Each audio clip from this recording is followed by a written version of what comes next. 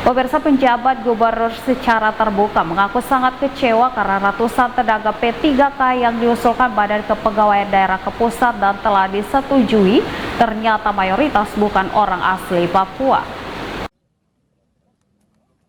Dari sekitar 600-an tenaga honorer Pemprov Papua Barat yang telah disetujui pemerintah pusat untuk diangkat menjadi pegawai pemerintah dengan perjanjian kerja atau P3K, ternyata persentase orang asli Papua atau OAP sangat kecil dibandingkan yang bukan asli Papua. Pernyataan ini disampaikan langsung oleh penjabat gubernur ketika menandatangani surat keputusan para tenaga P3K di lingkup Pemprov Papua Barat.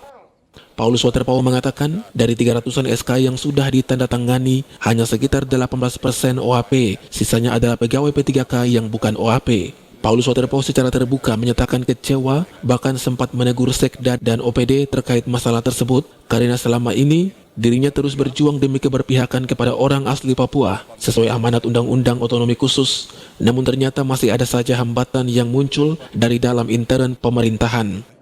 Ia mengatakan kondisi yang terjadi merupakan pekerjaan rumah yang masih harus diselesaikan secara intern, agar pemberdayaan orang asli Papua yang diamanatkan Undang-Undang Otsus dapat dilakukan di Provinsi Papua Barat secara lebih optimal. Nah, P3K sudah, sebagian saya sudah tantangani. Kemarin itu sudah separuh lah, cukup banyak ya. Ambil luangkan waktu yang ada. Ini sebagian, cuma saya kaget juga ya.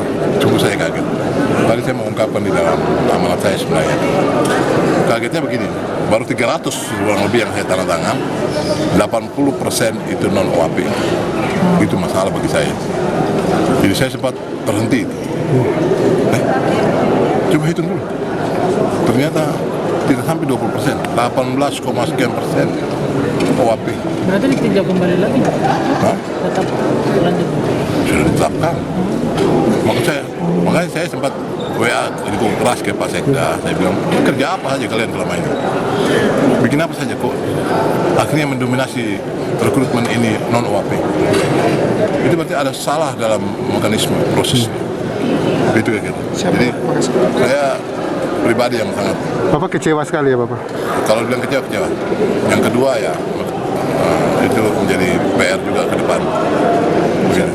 Maksud saya begini, kita bukan mengabaikan, tapi kepentingan otonomi khusus itu sebenarnya keberpihakan itu. Bagaimana cara kita agar anak-anak kita, orang asli Papua itu dapat tempat? Karena mereka kan sekarang kan di sini kan sudah sangat terbatas ruang-ruang kehidupan mereka begitu. Dan itu dari kita saja. Kalau mereka dianggap tidak mampu, kita mampukan mereka.